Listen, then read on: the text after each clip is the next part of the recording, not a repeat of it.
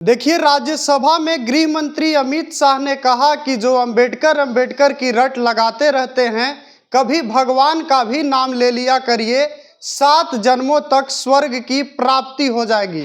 और इसको लेकर के अब जो है सियासत बहुत तेज हो गई है।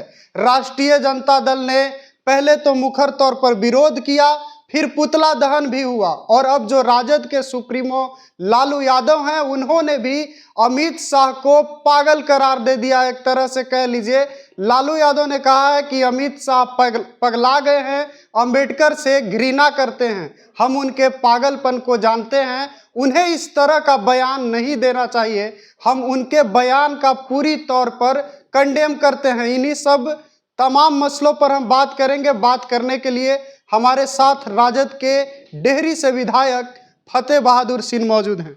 कैसे देखते हैं सर अमित शाह के बयान को? अमित शाह जी ने जो बयान दिया है वो बहुजन समाज के लोगों का जो है, अंबेडकर जी देवता हैं, भगवान हैं, और हमारे देवता को अपमानित करने का काम किया है अमित शाह जी ने। और मैं समझता हूँ कि अगर देश का गृह मंत्री तरीपार हो तो यही सब होगा। और इन लोगों का जो दिल में बात था, पहली बार जुबान पर आया है, अंदर की भावना प्रकट हुआ है। हम बहुजन समाज के लोगों के लिए इन लोगों के दिल में कितनी नफरत है वो सामने आया है। और ये जो है, अगर नफरत नहीं करते हम 90% के लोगों से, तो इस तरह का जो है हमारे भगवान है अंबेडकर जी, उन पर इस प्रकार का टिप्पणी करने का काम नहीं करते।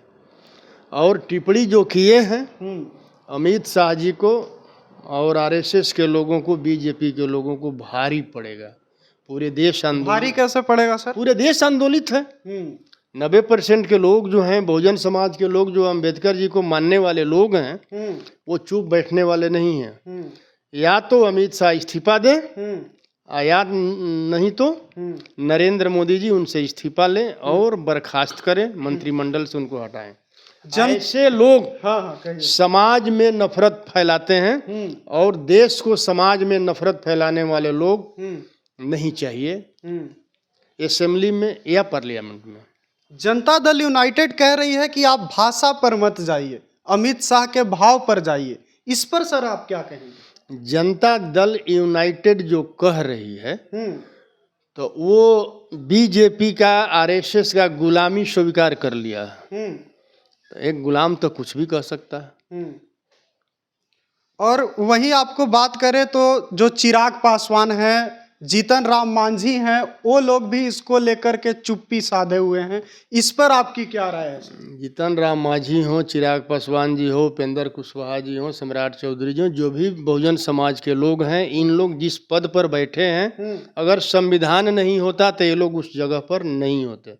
तो इन लोगों को, बाबा साहब को अपमानित होने से कोई लेना देना नहीं है। ये लोग अपने कुर्सी बरकरार रखने के लिए वहां बैठ करके गुलामी कर रहे हैं और अपने समाज को बेचने का काम कर रहे हैं। चिराग पासवान और मांझी गुलामी कर रहे हैं। और उन्होंने तो पहले भी बोला है कि मैं हनुमान हूं मोदी जी का। हनुमान का मतलब समझते हैं ना क्या होता है? दास। दास का मतलब समझ लीजिए, गुलाम। यानी उन लोगों की चुप्पी जो है वो गुलामी का प्रतीक है। मनुवादियों और सामंतवादियों के गोद में बैठकर गुलामी कर रहे हैं और अपने समाज को उनके हाथों बेचने का काम कर रहे हैं। जनता जवाब देगी वोटों से। हाँ, जनता जवाब देगी। अभी आने वाला 25 का चुनाव देख लीजिए। जो अंबेडकर को मानने वाले लोग हैं वो बीजेपी, आरएसएस और जितने भी इनके सहयोगी हैं, जो मौन समर्थन दे रहे हैं बाबा साहब के अपमान, अमित शाह जी जो अपमानित किए हैं उनको मौन समर्थन दे रहे हैं, सबको देश की बहुजन समाज के लोग समझाने का काम करेगी। सर, ये भी तो हो सकता है फ्लो में अमित शाह से बोला गया हो, इसीलिए जनता दल यूनाइटेड कह रही है कि उनके भाषा पर मत जाइए, उनके भाव को देखिए। तो माफी मांगे।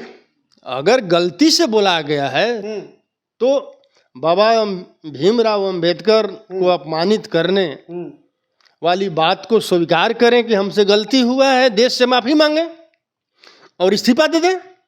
कई चैनलों पर सर आपका इंटरव्यू चल रहा है जिसमें आप कह रहे हैं कि उनका ये अस्क्रिप्टेड बात है, उसकी क्या सच्चाई है? अब पार्लियामेंट में आप कह रहे हैं कि ड्राफ्ट तैयार करके पहले से राज्यसभा में जो है अमित शाह जी या नरेंद्र मोदी जी जो भी बात बोलते हैं वो पहले से उनका ड्राफ्टिंग तैयार होता है। प्री प्लानिंग उन्होंने इस बात को कहा, यानी अनजाने में बयान नहीं है।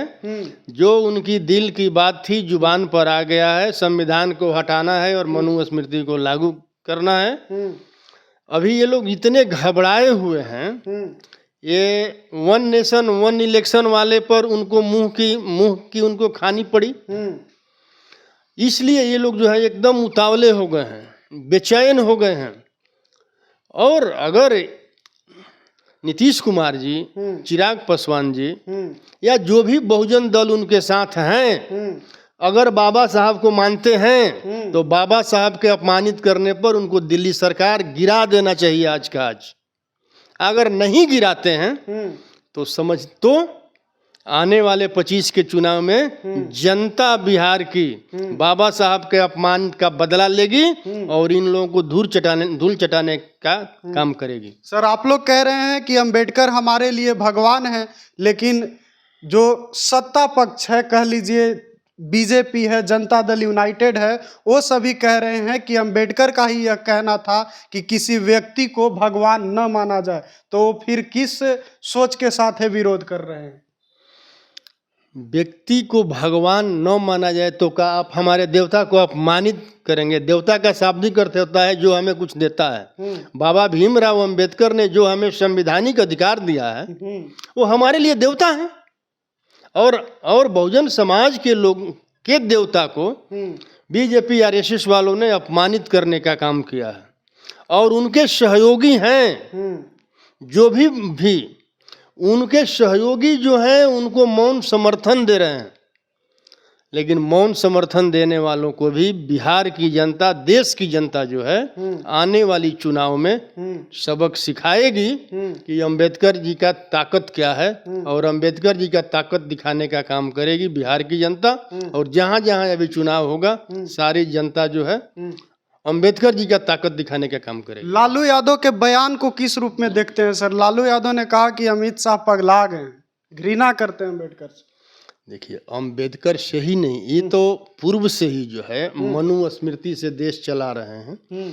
और ये लोग पूर्व से ही पिछड़े दलित से नफरत करते हैं। मैं तो अपने बयान में भी दे चुका हूँ, अगर ये नफरत नहीं करते तो बिहार के महागठबंधन जो है, बिहार के महागठबंधन जातीय सर्वे करवाया और आंकड़ा आने के बाद जो है 50% आरक्षण को बढ़ाकर 65% किया और ये लोग चले गए रद्द करवाने के लिए हाई कोर्ट में। अगर इन लोगों को नफरत नहीं होता पिछड़े दलित से तो संविधान के 9वीं अनुसूची में डाल दिए होते, आरक्षण बरकरार होता। जिस प्रकार EWS को 9वीं अनुसूची में इन लोगों ने डाल दिया, तो जब 10% वालों को सुदामा कोटा से आरक्षण देना होता है तो इन लोगों को मतलब कि कोई दिक्कत नहीं है, लेकिन बहुजन समाज के लोगों को आरक्षण देने में दिक्कत है। ये साबित करता है कि ये लोग जो है बीजेपी आरएसएस के लोग जो हैं बहुजन समाज के लोगों से नफरत करते हैं। तो चलिए, जो मौन धारण किए हैं उनको जनता देख रही है, यानी निशाना सीधा सीधा फतेह बहादुर सिंह का चिराग पासवान पर था, जीतन राम मांझी पर था, और जो तमाम दलित नेता हैं, दलित के चेहरे हैं, उन पर था कि जो भी दलित पिछड़े नेता हैं वो क्यों नहीं इस पर बोल रहे हैं। उन्हें बोलना चाहिए, और अगर नहीं बोल रहे हैं तो समझ लीजिए वो गुलामी कर रहे हैं, गुलामी के प्रतीक है। पूरी बातचीत आपको कैसी लगी और क्या सोचते हैं आप भी अमित शाह के बयान पर कमेंट बॉक्स में जरूर बताइएगा। फिलहाल के लिए इतना ही। देखते रहिए द न्यूज़ अब।